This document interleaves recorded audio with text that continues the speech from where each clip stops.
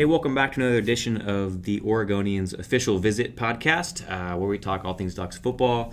I'm Andrew Greif, a reporter of the Oregonians. This is Tyson Alger, co-beat writer, and our guest today is Terry Wilson, quarterback, true freshman. You've been here for about 5 months on campus. Yeah. This is your first fall camp. You've played football for a long time. How does these last 8 days though stack up? Is it more intense than you expected even from spring ball? Yeah, it's more intense than spring ball because, you're getting ready for the season. So you have to, get mentally prepared and physically prepared for, any obstacles thrown your way. So, learning the offense in the summer, doing 7-on-7 with the older guys and stuff like that, it's helped tremendously. But coming into, fall camp, it's a little here and there mess ups, just some freshman mistakes that I need to, capitalize on and, stay in the film room and, make better reads and stuff like that. The closer you get to the season, I have to think it feels like there's higher stakes on like every mistake or every good play where it's, it feels like there's more impact and how each one of those things does. Do you feel that? Or do you try to block it out and say, we get so many reps, it doesn't matter anyway? I try to block it out. You got to move on to the next play. But, you do have that feeling inside of you, like if you mess up, man, that's a big play I needed to have. So, you just got to really just play it out. That's why we do a lot of, situational type deals in practice so we can have that mindset, what we need to do, and lead the team to the victory. When you actually get the playbook in the spring, when are you reading it? Like at home, you have it like by the couch, a little casual reading, have it in the bathroom, I don't know. Well, during March, around that time, I was actually going, like early March, I was going over the plays with Neuer. And when I got out here, we'd, meet every morning and stuff like that. And they had to help out a lot, just like visualizing and, just going over it. But the playbook is, it's very fat. We have a lot of installs. And so, you have to stay on top of everything. You have to take notes and write down the plays. So, for any newcomer coming in, that's the best thing to do is just write down the plays and, go over them all the time with your coach. So we're taping this on Tuesday. You had a scrimmage today. We got to get this out of the way. How did you think you played today? I made some mistakes today. The guys played excellent, up front. Other quarterbacks, they did great. It's just one of those days you have to, block the, bad things out and, just keep moving forward. One of the things we've kind of heard consistently through the summer and through this was Helfrich keeps deeming it a three-person race between you, Travis, and Dakota. Were you at all surprised that you were included in this so early, or what are kind of your thoughts on that? I was really just focusing on, how to get better and stuff like that. I really don't try to, get all into the media type deal with the quarterback race. So, it's pretty cool, but in the meeting room, we're just all trying to get better and fix our mistakes and help each other. How much do you think it's going to help for your development, though, to just automatically be thrown into something where you're expected to compete, where you're kind of expected to hold water with all these guys? That's kind of how it was during spring. I just got thrown out there, and the coaches told me you're going to learn from these mistakes, and so you're going to make mistakes, so just learn from them, and I think it'll be excellent. I love to compete. You said that you don't try to read your clippings too much in media. You're a guy though when it was spring ball and people were talking about how you were right in there. At least Helfrich was saying, "Oh, don't count out Terry Wilson." You had to have heard from fans, from family members, from friends saying, "Wow, I don't know. Is that hard to block that out when you're trying to just adjust and people are already touting you as a potential starter?" I hear it here and there, but like I said, I really don't pay too much focus on that. I hear it on Instagram and, Twitter and stuff like that. But like I said, just really trying to get better. That's it, because I have a long way to go. So that's really my biggest focus. I was going to say, how many followers did you gain from the time you got on campus? From like when you signed in January, February to like getting on campus, started practicing? Man, I gained a lot. I was like at 8,000 when I signed officially. Which is still a ridiculous amount. Yeah, it really is. And now I'm like at 15.1K. So no one's counting though. Yeah, it's a lot. It's ridiculous, but it is what it is. Who has the most Instagram followers? Is it Royce? Yeah, Royce does. Is he over 100,000? matter of fact, last year VA had like 74. Well, when he was here, he had like 74K, and Royce was at 40, I think. But Royce is winning right now. Does that just feel normal at this point, or do you guys still kind of take a step back and like kind of realize like how bizarre it is that you're 18 years old and have like it's crazy because I just got out of high school basically, so you coming from a high school player and then from being on the spotlight, so I know it's cool. It gets old sometimes. Do you read the comments? That's the first rule of internet, is don't read the comments. Do you read the comments on Instagram? Sometimes. It depends. Like if I'm bored, like I just look through my pictures and scroll through the comments and stuff. It's a lot of fans out there that, are awesome. And I have a lot of my mom commenting on mine. You're so handsome. Yeah, she does that too. My mom so much. She goes in your comments? She doesn't just text you? Yeah, she goes through my comments and she'll put like, oh, I love this picture or stuff like that. So if you line you, Dakota, and Travis up for 110-meter hurdles, it's raining in Rio. Man, I don't know about the hurdles. I don't know. I'm really not a hurdler. I'd say I could sprint. You could run straight through them all. You could go straight strength on this thing. I don't know. I'd probably have to get that to Travis. Travis has like the longest legs. Dakota might keep over them, but the hurdles, I don't know. I feel like I'd trip over them or something like that. Not sure. Who's the fastest quarterback in a straight line? No pads, no football. Just if you really have to race. It depends. I'd say me, of course, but like during summer workouts, it depends who really wants it. Like if you guys, how Rad teaches us, this to burst. As soon as you hear that whistle, just burst through the line. So it really matters who has the the fastest takeoff and who finishes fastest. So it's all a competition. We all want to win. Speaking of going from like kind of like a welcome to you're out of high school to you're on the big stage now. We were talking earlier about watching Devin Allen in the Olympics. You've been in college for actually classes haven't even started yet, and you're watching one of your teammates running Rio last night. What was that like? Oh, it was awesome. It was crazy. He was just here like a couple weeks ago, so that's one of those things. He's like, dude, you're awesome, and you're out there running. But we were so hyped watching him in the cafeteria when he was running, and it's like, dude, special things that you can do here. So I'm just happy that he's out there, competing. He's a unique talent for sure. But people say that Taj Griffin, if you went out for track, he'd be exceptionally fast. If you want to try it at U of O. Are there any other guys who might be like sneaky 2-sport stars here? Dylan Mitchell in basketball. I don't know. Oh yeah, Dylan. Dylan plays basketball. I didn't know that. Yeah, he had a scholarship offer from Kentucky. Oh yeah. Okay, that'll do it. We go to the rec all the time and we hoop. And Dylan's the guy. Like if you want that last shot to go in, just give it to Dylan. He's pretty solid. That's probably why Dana Altman was walking around practice yesterday, scooping out. I'm sure. Yeah, I'd say Dylan. It's really hard to think about it just from like that. But for sure. I'd say Taj. Ty would be great on the track. Right. Yeah. So I did a radio interview a couple weeks ago, a random one in Omaha, and they were asked about you. They were like, that was like the second question. It was like, how the Ducks look? What's up with Terry Wilson? Are you still surprised at how much people in Nebraska really kind of care about your decommitment? Yeah. A lot of people get really attached to recruits, which I think is I try to separate myself from that, but like they seem to really still be like keeping track of your progress. I don't know. Does that surprise you? Yeah, it surprises me. Speaking of, somebody just sent me like a picture of, it was like a screenshot on Twitter. Somebody was like, we hope Terry's starting against Nebraska when he comes here or whatever. And it had like the Nebraska black shirts or whatever. You know how like that's their defense or whatever. So I'm like, I don't know why they're still talking about me. Come on now. You got to look forward to your season. Focus on your quarterbacks or whatever. But yeah, it shocks me some. I don't know. It happens all around the nation, so yeah. Yeah. It's still surprising, though. Yeah, it is. It is. You'd think that was like long ago. It was in May 2015. And people are obsessed with recruiting. Yeah. Like we were just talking about this earlier. Like on our website, recruiting stuff is like far and away the most read stuff. It's like people are so obsessed with like the potential of things versus like. Yeah.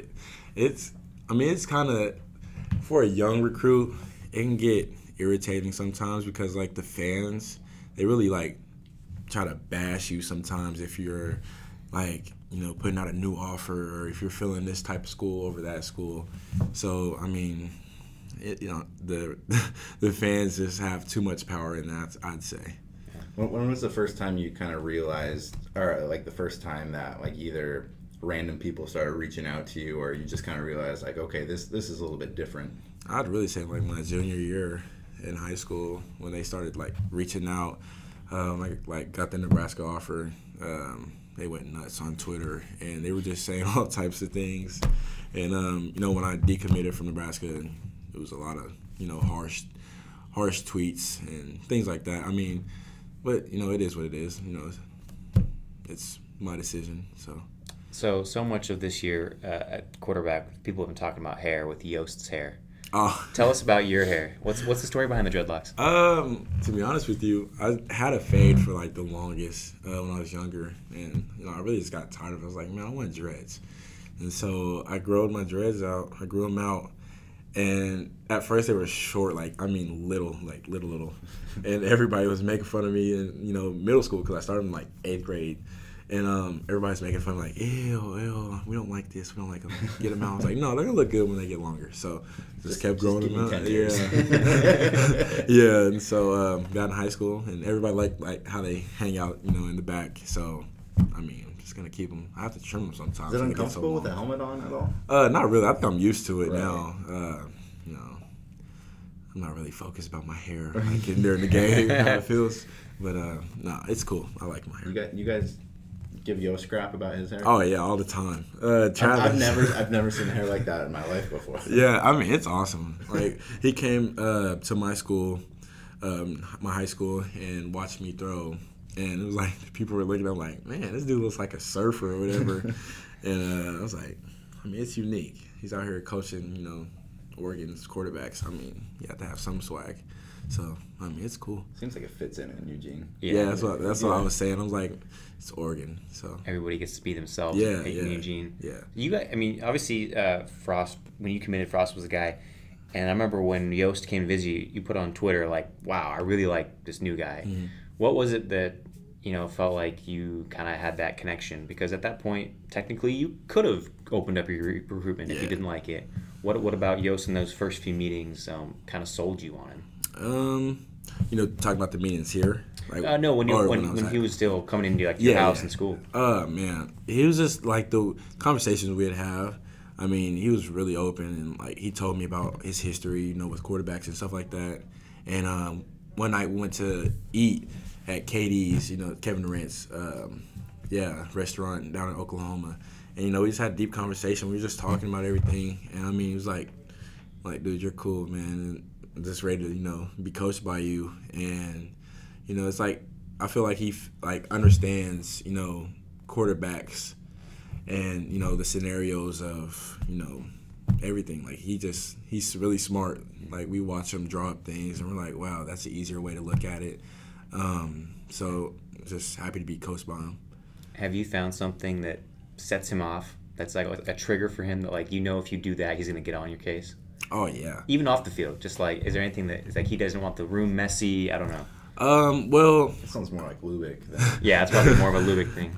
Well, I mean, classroom, he wants you excellent in the class, how you are on the field. So, us quarterbacks, we look to, excel in the classroom and be good in class. So I think if we came back with, bad grades, that would, trigger him, and, that would set him off. But anything else, we have a good, QB meeting, and we watch film, so it's really relaxing. And, he gets on us sometimes if we make a bad read, but that's a part of being a quarterback. You talked about going to dinner at KD's. Mm-hmm. Were you a Thunder fan? And did that hurt you? Did that strike deep in your chest when he left for the Warriors? Yes, it did. I mean, Kevin Durant was there since they were there, since they were established. So, I mean, he built that team, I should say. So, I mean, it hurt. But who's a better player right now, him or Russ? I'm going with Russ. Good call, loyalty. He could average a triple-double this year. I think he's going for the MVP. He's my favorite player to watch. He's just fascinating. He's going to be 39, 10, and 12 blocks. He's aggressive. Yeah. So what's up with KD's now?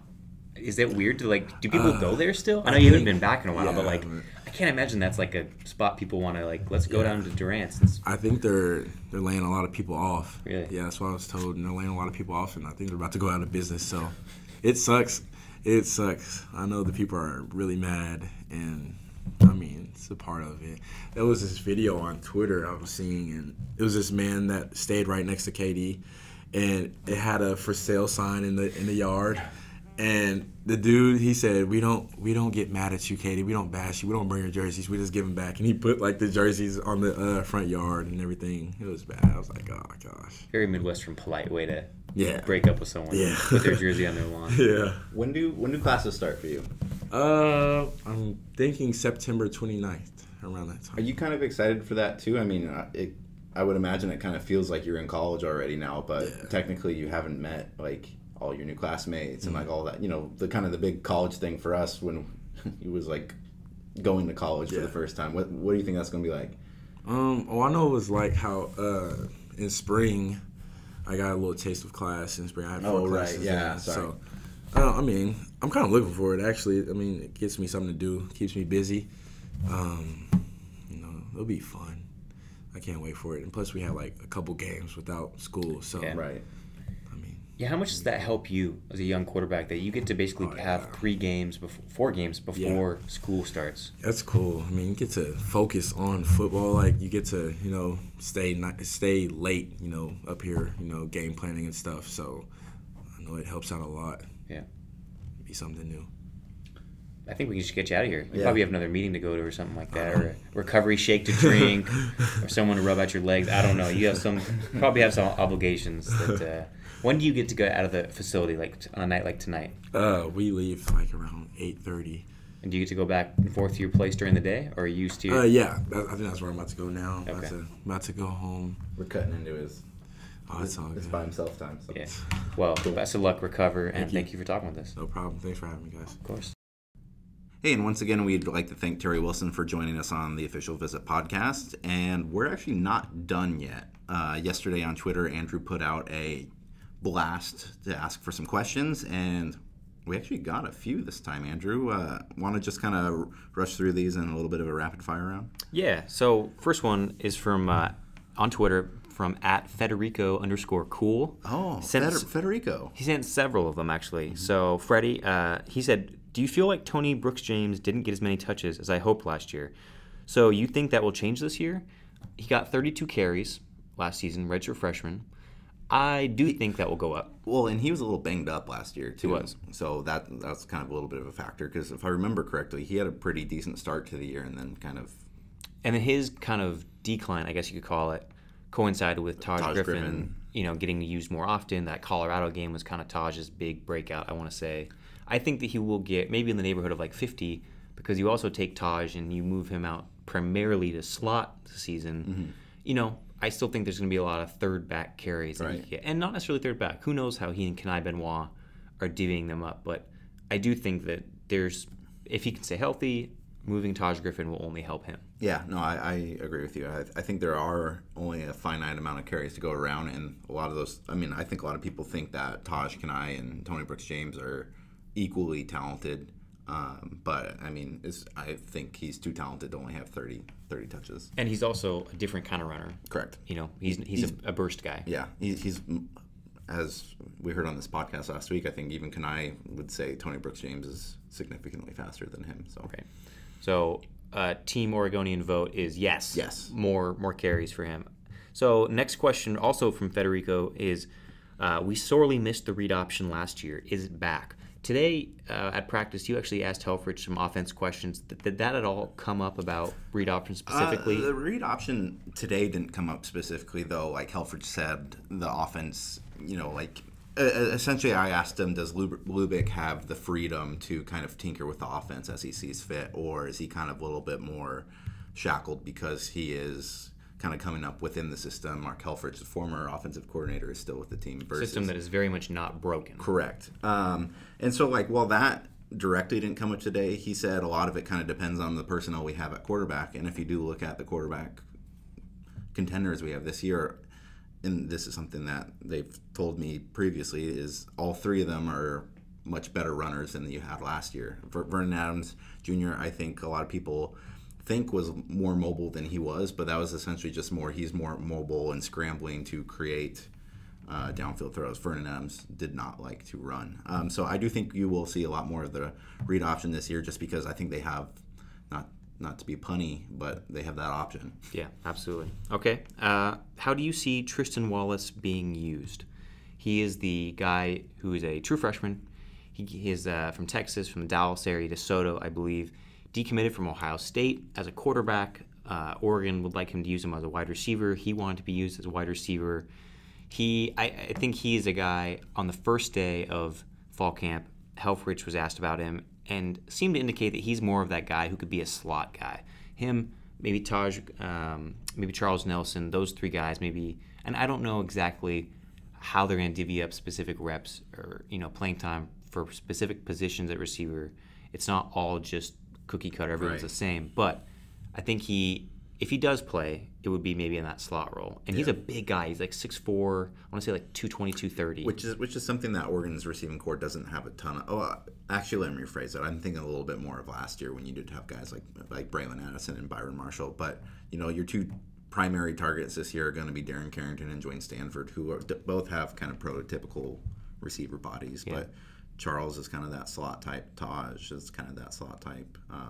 I just think it's really hard to get your touches in this wide receiving core if you're not one of the kind of veterans coming back, because there are a lot of experienced guys coming back. Right. All right, next question is from @Chris M. Chandler. Thank you in advance for the question. It was, heard a lot about Brady Hoke's effect on the front seven. What has he done with the defensive backs?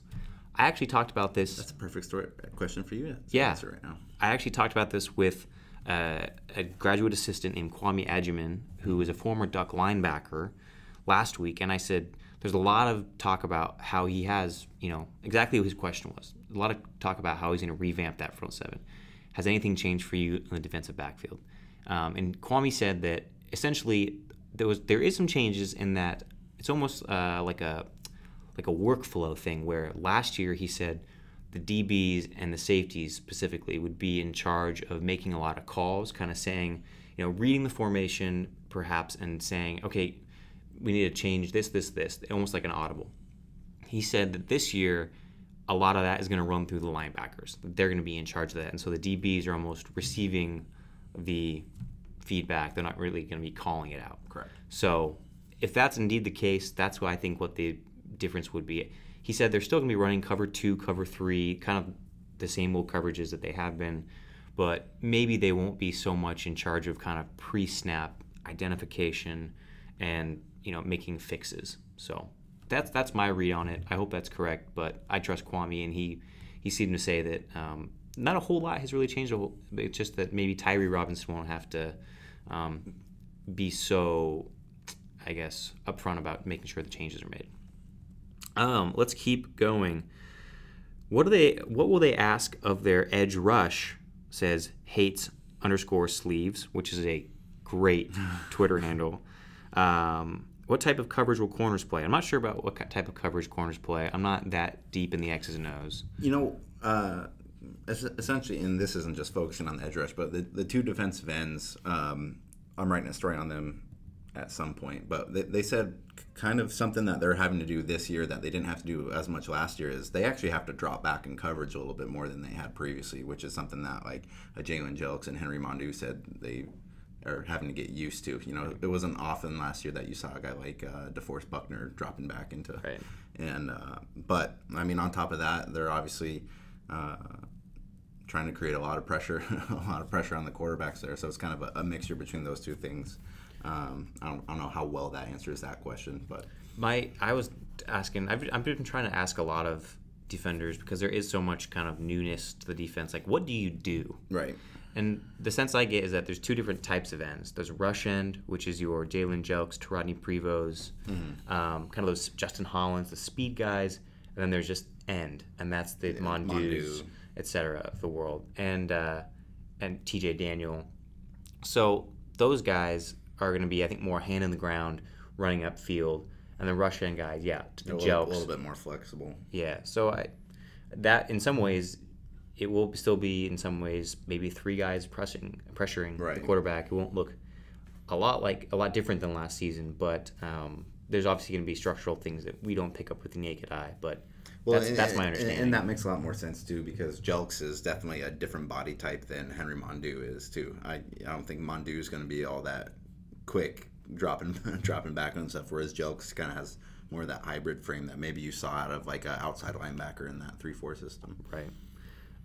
This comes from Carrie Mallon. I hope I'm pronouncing that right. You're probably not. CMAL1102. Confirm or deny, Tyson Alger. Deny. Lockie and Alley will get no higher than third on the depth chart at quarterback. This is, of course, Jeff Lockie and Taylor Alley, last year's backups to Vernon Adams. I don't know. I think that's...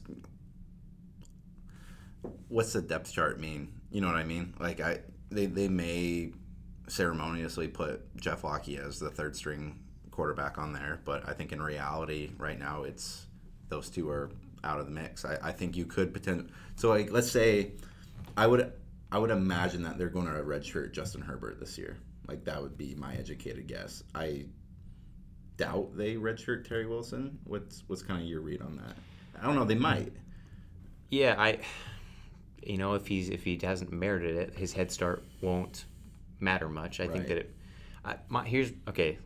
I don't know, but I think it would make sense in some ways if you're going to have two new quarterbacks in terms of Prukop and Johnson be your clear number one and number two. To have one guy with experience back as your number three. In terms of a travel squad, right? I could see that where you take a Lockie or an Alley with you on the road to, I don't know. Not that they couldn't lean on the coaches, but sometimes the coaches don't have time for you in the middle of the game. Correct. I could maybe see on a road game they bring one of those veteran guys along. Yeah. But I don't think in the real scheme of things, I wouldn't expect them to be playing or even in conversation. Yeah, I mean, this is something I've seen in the comment section of a lot of the quarterback-centric stories we have this year of a lot of people. Well, there's a lot of bashing on Jeff Lockie and Taylor Alley, and I think at this point, like, people should be beyond that. Like, yeah, they're not in the running for the starting quarterback spot, but they're guys that are still on the roster, and I think the team is going to try to find ways to make them useful. And I think just what you said is one of the ways they can. But for the people that are freaking out that like if Jeff Lockie's number 3 on the depth chart, I wouldn't look too much into that. Right. One more Twitter from Wallace. Get ready for this. 569-25336. This is from Wallace saying, what about Malik Lovett? So I actually talked with him last week. Oh, well, timely. A wide receiver who's transitioned like last October to defensive back. He's not going back to wide receiver. Really likes DB. I think he's going to see some time on special teams as a returner. I think he's just a shifty guy. Has those wide receiver open field skills. I don't necessarily think he'll crack. I don't know about the 2 deep at corner. It's hard to get too much of a read at corner, but I do think he's taken to it well. He said he feels like he has taken to corner really well. I wouldn't expect him to be starting. I still think Cisse, Amadi, Arion Springs are your guys there. But, Lovett seems to be not just a guy who's struggling. Sometimes guys who change positions, it just really doesn't work out for him, even though they think it's a better spot. I think it really is for him. And so I'd be curious to see what he does with it. Maybe 2017 is more his thing. Defensively, special teams, again, I think he has a chance to contribute pretty early. I thought I had a good Darren Carrington quote on Lovett, but it was on photo. Yeah. So well, good job, Tyson. So I just wasted a lot of my own time there. But if you want to know how I might screw up his last name, Photo Leitao, Darren Carrington said he's really scary to go up against. His direct quote was, "He's coming full speed to hit you and take your helmet off. He's coming to hit you and bring the pain." So, good job, Photo. I don't have any more actually, I do have one more question. It's from Matt Preem, Duck Territory 24/7. Let's skip it. It's a joke question. Matt, we're disappointed in you personally, but it is, please ask Tyson if the Seattle Mariners are good and if I should start watching them again. Sure. We'll see you guys next week. Thanks for listening to The Official Visit. You can find all of our coverage. It's fall camp. We're writing a ton every week, every day. OregonLive.com/Ducks. You can find Tyson on Twitter at Tyson Alger. I'm at Andrew Greif. And thank you to the guy, to the gal, whoever it was, who left us a really good, constructive review on iTunes last week. mic technology is something we definitely want to get better at. So hopefully this podcast sounds better, trying to produce it a little bit better this season. But regardless, leave any reviews you want. We look at them all the time. Take the criticism seriously. For Tyson Alger, I'm Andrew Greif. Thanks for listening.